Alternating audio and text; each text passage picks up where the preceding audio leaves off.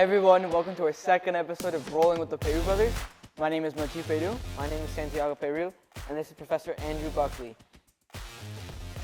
He's a world champion in JJAF. He won third place in IBJJF Worlds, and he's won Naga Championship. So the first question we always ask everyone is, how did you get into Jiu-Jitsu or martial arts? So at 16, I was at high school, and I was coming out of an accounting class, and I watched a friend of mine who was standing right in front of me get sucker punched in the hallway, and I didn't like it. I took up issue with the guy that threw the punch, but I had no idea how to fight. And I got home and I talked to my parents, and instantly my parents were like, karate, that's what you need. So I did karate. I liked it. I wouldn't knock karate at all. I loved the self-defense aspect of karate, and I just came to find out that's really was the basis of the start of my jiu-jitsu. And then I found jiu-jitsu at 21, and I have loved it ever since. I've been doing it for now 20 years and just love it. So you would say Jiu-Jitsu is like your favorite, your ideal martial art? Absolutely. Yeah, I've done some boxing, I've done some Muay Thai, but Jiu-Jitsu for me has just been so natural and something I just truly enjoy. And the community and people from competitors that I have had matches with, just become great lifelong friends after. I just find the Jiu-Jitsu community very humbling and very welcoming. So I just love Jiu-Jitsu. So do you think it's important for people to at least try, or what do you think Jiu-Jitsu would help people with? Oh, goodness. Jiu-Jitsu helps people in so many different ways, whether it's confidence. I was 300 pounds when I started Jiu-Jitsu. So for me, it just started off as something that I loved doing, and then I was losing weight doing it.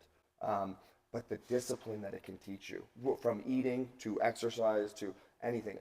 Jiu-Jitsu is for everyone. I have 2 young daughters that I am just in such belief that they need to know how to defend themselves. If a larger man is trying to hold them down, that they know what to do, that it's not new, they don't panic in a situation like this. So I'm quite proud that they not only do jiu-jitsu, but they love jiu-jitsu, they have fun doing jiu-jitsu, and it's a life skill that they don't even know that they're acquiring yet, because they're just having fun doing it. So, Professor Andrew, I have a problem. When I get in close guard, I find myself getting stuck in close guard. Okay. Like I can't move or sleep. Okay. I got a really great sweep. I think you'll like that. Yeah. You want to see it? Yeah. Okay, let's look at it. Okay, so we're in close guard here. I'm going to look at making a cross grip. So I'm going to bring my hand across to attack or sweep. So I'm going to look to change my angle and off balance you. So I'm going to do that by holding the back of your armpit and the sleeve. And as I do that, I'm going to bring my knees to my chest, and then I'm going to turn them to the side. I want to shift your weight onto your left leg. So I'm going to shift my weight to the side, and as I do that, my hand's going to come under, and I'm going to slide my wrist down to your ankle, and it's going to force you to sit down, just like you did. So I have control of your ankle. I'm not going to let that go. Now you can feel free to try to move a little bit if you'd like. I'm going to elevate my hip, or I'm going to sit up, and I'm going to come up to my elbow. As I come up to my elbow, I'm going to open my guard and shoot my hips up, kind of like a hip bump sweep. As I turn the corner, coming all the way up to mount. Okay, yeah. So that's an easy sweep. It's deceptive because it looks like you can get out quite easily. Cross grip, elbow, knee, swim underneath, force you to sit. Yeah. Now, what I can do is start to pass the sleeve off now. If I pass the sleeve off, I can control your lapel. Now we have complete control. So where can you go from here? Nowhere. It's difficult. Now you see what you just did with that hand? Yeah. You slid it out. Why? You feel like you might get off balance here. Yeah. So a lot of people will shift their weight. So I'm just going to open my knee, shoot through. What's this? This is my triangle now. Yeah. I'm not even going to open. I'm going to sit up. I can shift my hand through. There's arm bars, there's Kimors, there's so much fun stuff that we can do from that. But that's just a small, easy example of just coming through, breaking, over, rotating, passing the lapel off, and now we're coming here. If this hand should happen to break, I can always recapture the far sleeve. And again, same thing, I can tilt. Look, you put your hand down, shoot my triangle. So if you focus on the ankle, you'll keep the position. Keep the ankle, keep it strong, and then I always keep my guard closed. Yeah. Keep it closed until you're ready to open it. Okay? Yeah.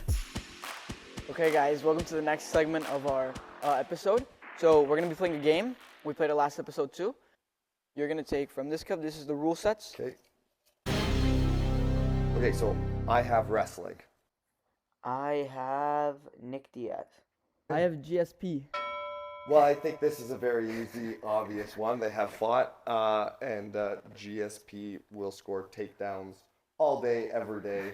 Yeah. I love Nick, but this is wrestling. So, Yeah. Give me GSP. Okay, Santiago, who do you have? I have Vitor Belfort. Victor Belfort. I have Mika Galvao. Oh, this is so great. I have IBJJF Yi. Oh. Okay, well, let's talk. So Mika is the obvious answer. He has had some issues with the IBJJF, though. So assuming those issues have gone away, I'm taking. Wow, Mika's small. Vitor is big. Yeah. But in gi. But in terms of technique, Miko is probably going to win. I would agree. Vitor's old school, though. Don't act like Vitor's never put a gi on. He's put a gi on. Yeah. And I do think a lot of the older jiu-jitsu practitioners don't get the credit that they deserve. I do think Mika is special, though. Yeah. I just don't think it's as much of a slam dunk as everyone would want this Think to be. that it is. Yeah. Yes. Yeah. So I will say Mika reluctantly, and still give a lot of credit to Vitor. It'll be a tough fight. It will be tough. Yes. Okay. And that's who you have. I have Mark Kerr. I have Batman. Oh, good lord. I have ADCC. Okay, well, Mark Kerr, ADCC vet, winner. Yeah, I think Yeah. Batman would be more striking. Yeah, Batman's more of... Hold on, you guys are going to tell me Batman has no ground skills? He does, but he does more striking. Yeah, I mean, yeah, Batman's got to be well-rounded, which makes me believe Batman's got some grappling ability. Yeah, he does. Yeah, I mean, I want to take Batman for the sake of a superhero in this, but Mark Kerr is a superhero in his own right. So, yeah, Mark Kerr, ADCC rules. I think he would win. I'll take him Yeah. over Batman. Yeah. Which is Kerr wins. odd to say, but I love it. Yeah. Okay, I Alright. think we have one more round. Okay, one more round. Here we go. I wish I had Batman for this one now. Okay, I have a street fight, which is where I'd want Batman for me. I have Ono Shohei. I have Ricardo Arona. Oh boy. I Oh wanted... boy. Ricardo Aurora was a monster. Yeah. A monster. I do have pride fears watching Quentin Jackson slam Ricardo Aurora. Yeah, I think Arona would win. Yeah, probably Just- Arona. I wanted Ono Shohei to win, but it's against Arona. Yeah. Maybe Ono could take him down, but Aurora was so strong, and anyone that I've talked to that has trained or met Ricardo Aurora, they just talk about his freak strength, like Yeah. ridiculously strong. And when, to me, in jiu-jitsu, when skill levels are equal, you give me the stronger of the two. Yeah. So I would take Ricardo Aurora in that Strength one does too. help. And it does for sure.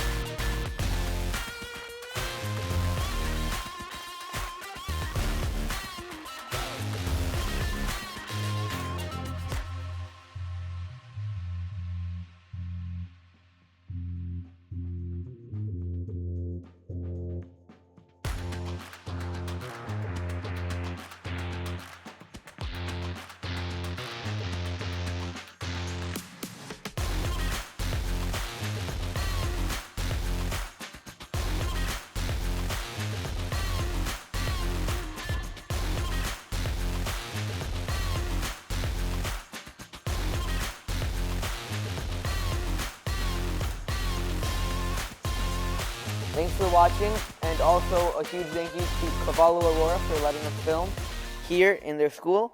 A huge thank you to Coma Geese providing us with our geese, and thank you to Professor Andrew Buckley for coming. Thank you guys for having me. Yeah, thank It's been you. a pleasure. And then a quick closing note. Same as always, if you want to support us, you can go to the PeyrouBrothers.com, Peyrou. There you can buy our merch to support our national trips, our hotels, our planes, stuff like that. So we can go compete internationally and represent Canada. And reminder that if you want to donate your gis to help the Barrio Jiu-Jitsu, which is where we collect gis and we give them to children in need in other countries, mostly in South America, where they want to do jiu-jitsu, they want to do martial arts, but they don't have gis, they don't have belts, they don't have anything. So if you go on our website, thepeyroubrothers.com, you can see all the participating gyms and all the upcoming events. Anything helps, really. And remember, if you have extra belts, belts are important too. People oftentimes forget the belts. But a lot of times you see these kids in these programs and they have these gis and none of them have belts. So the belts are very important. So if you have something extra you can donate, that'd be great. This is such a great cause too. I'm so glad you guys are doing this. The world needs jiu-jitsu, and I was so pleased when you guys have brought this to our attention, and I really encourage you guys to all check it out, look it up, because what you guys are doing with this is going to change lives. I'm going to be supporting it, and I hope you guys at home support it as well. So thank you. So thank you guys for watching. Support us on our website. Follow us on our Instagram. Everything's going to be linked somewhere. And thank you guys for watching.